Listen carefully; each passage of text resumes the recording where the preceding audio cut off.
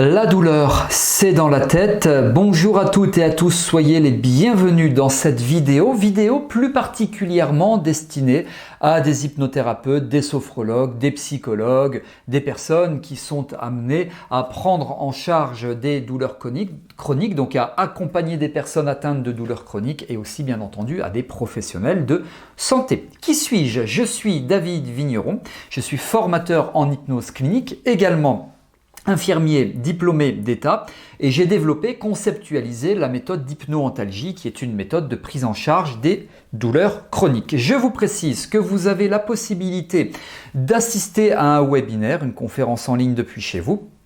C'est tout à fait gratuit, elle s'intitule « Comment traiter efficacement les douleurs chroniques de vos consultants ». Pour cela, vous avez le détail, le programme de cette conférence qui figure dans la description de cette vidéo, juste en dessous de celle-ci. Également le lien pour vous inscrire, faites vite parce que bien sûr le nombre de places est limité. Comment traiter efficacement les douleurs chroniques de vos consultants, c'est ce dont nous allons parler durant ce webinaire. Et puis vous pouvez également vous abonner à ma chaîne YouTube en cliquant sur le bouton s'abonner qui est juste ici et activer la petite cloche de notification pour être informé lorsque je sors de nouvelles vidéos. Alors en parlant de vidéos, celle-ci peut-être que vous a dit le titre est très provocateur en effet et je l'assume totalement, vous avez tout à fait raison, le titre est très provocateur, la douleur c'est dans la tête. Alors quand on dit la douleur c'est dans la tête, il y a deux façons d'interpréter ce que je dis. C'est où on pourrait penser que je dis que la douleur, en fait, la personne, c'est une comédienne, elle a mal, mais en fait, c'est de la comédie, elle a pas mal, c'est pour nous embêter, etc.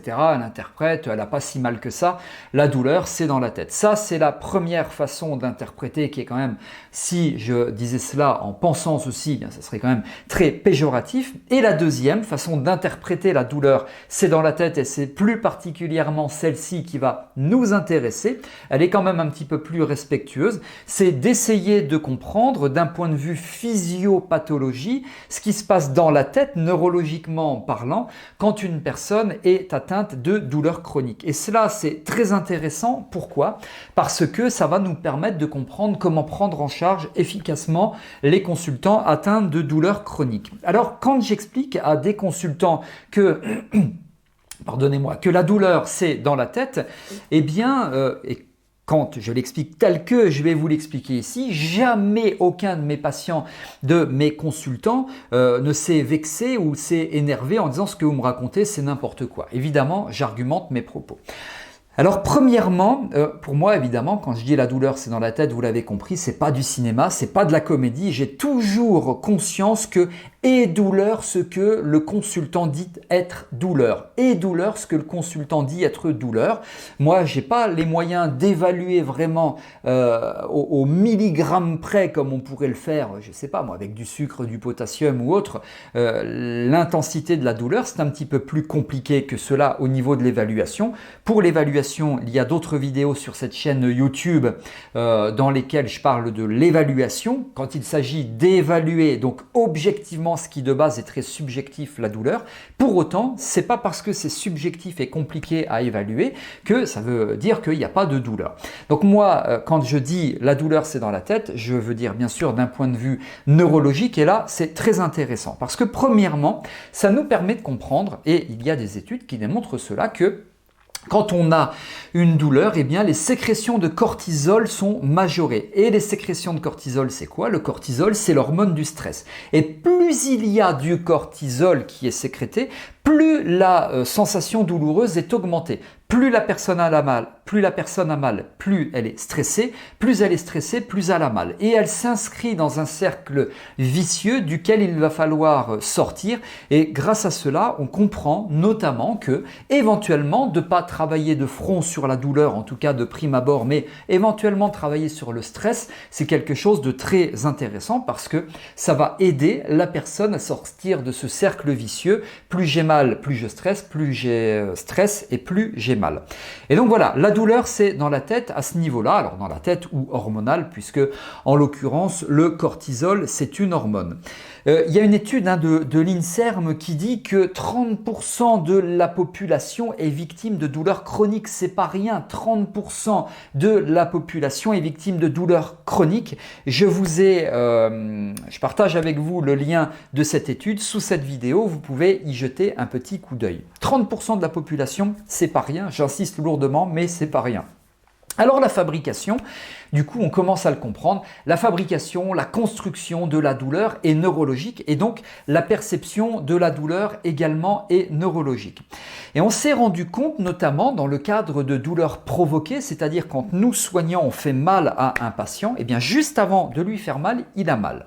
C'est-à-dire qu'il a mal avant d'avoir mal. J'approche une aiguille au niveau de l'artère qui est juste là, l'artère radiale. J'approche une aiguille pour un gaz du sang. Je dis, monsieur, je vais vous piquer dans quelques instants, ne bougez pas, ça va pas faire mal. Il retient bouger mal, piquer, etc. Et on s'est rendu compte que ces patients-là active certaines zones du cerveau, notamment situées au niveau du cortex singulaire antérieur, certaines zones du cerveau qui sont exactement les mêmes zones qui sont activées au moment où je pique et donc au moment où je pratique ce gaz du sang.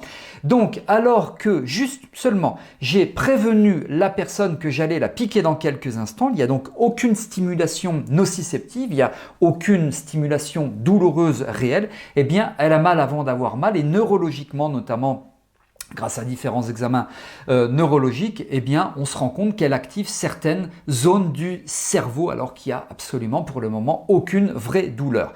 C'est ce que l'on appelle l'anticipation de la douleur et ça se passe là au niveau de notre boîte crânienne, enfin à l'intérieur, au niveau du cerveau. Donc oui, la douleur, ça se passe dans la tête, la douleur c'est dans la tête, mais ça ne veut pas dire bien sûr que la personne n'a pas mal. J'insiste là-dessus parce que c'est très important, évidemment.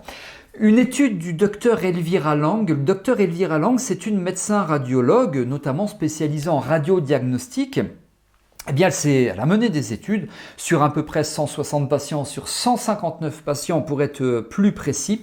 Et la conclusion de l'étude dont je vais vous passer les détails, c'est que plus les patients sont prévenus de la douleur, plus ils sont prévenus de la douleur, et vous allez faire des liens avec ce que je vous disais il y a quelques instants, vous allez voir, plus les patients sont prévenus de la douleur, plus ils sont anxieux, anxiété, stress, cortisol, on en a parlé, plus ils sont prévenus de la douleur, plus ils sont anxieux et douloureux. Ah oui, ça tombe bien, j'en parlais il y a quelques instants. Stress, douleur, ce cercle vicieux. Plus les patients sont prévenus de la douleur, et je fais aussi le lien avec l'anticipation dont je parlais il y a quelques instants, plus ils sont anxieux et douloureux. C'est très intéressant parce que là aussi, ça nous permet de bien comprendre que la perception, l'anticipation de la douleur, elle est neurologique. Il y a le lien avec bien sûr les pensées, il y a du cognitif, il y a tout ça. C'est évidemment un petit peu plus compliqué, néanmoins c'est très intéressant.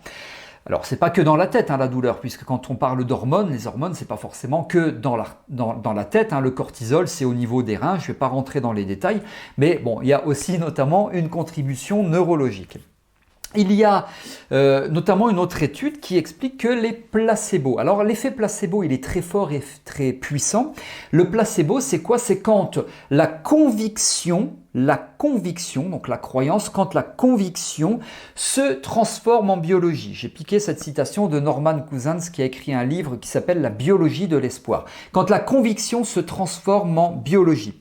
Eh bien, quand on donne certains médicaments placebo, c'est quoi? C'est un médicament dans lequel il n'y a absolument aucune substance pharmacologiquement active. Donc c'est du sucre. Enfin, du sucre ou autre chose, mais vous avez compris, c'est pas un médicament, aucune substance pharmacologiquement active.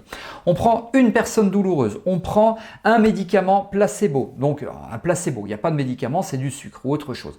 Ce placebo, on le donne aux patients douloureux en disant c'est un médicament qui fonctionne très bien, qui coûte très cher, etc. Donc lui croit que c'est un super médicament qui va l'aider. Il prend ce médicament, et bien on se rend compte de quoi? On se rend compte, c'est ce que disent certaines études, que ce placebo active les mêmes zones du cerveau qu'un opiacé, qu'un réel médicament, que notamment de la morphine. Juste parce que le patient croit que c'est un médicament qui fonctionne très bien, il ne sait donc pas que c'est du placebo, et bien il active les mêmes cerveau que s'il avait ingéré un opiacé, donc un vrai médicament. Alors là encore, une fois, ça se passe dans la tête. C'est notamment le laboratoire Evans dans les années 80 qui relate cette étude. Vous voyez, c'est vraiment très intéressant. Donc, est-ce que la douleur, c'est dans la tête? Oui, absolument, la douleur, c'est dans la tête. Et douleur, ce que le patient dit être douleur, ça ne veut pas dire que c'est de la comédie, ça ne veut pas dire que c'est du cinéma, ça ne veut pas dire qu'il a mal. Et donc, pour conclure cette vidéo, ça veut dire que la fabrication, la perception de la douleur, c'est notamment dans la tête, c'est notamment neurologique. Et de l'expliquer comme ça, évidemment, c'est une façon de vulgariser pour aider les consultants et vous aussi, thérapeutes, hypnothérapeutes, sophrologues ou autres, à comprendre les choses. Voilà ce que je voulais vous expliquer dans cette vidéo. Si vous avez aimé, vous pouvez liker en cliquant sur le petit pouce bleu vers le haut. Vous pouvez partager, vous pouvez vous abonner à cette chaîne YouTube, vous pouvez vous inscrire au webinaire. Vous avez tout cela sous cette vidéo. Merci d'avoir été attentif et attentive. Je vous retrouve pour de prochaines vidéos. À très bientôt.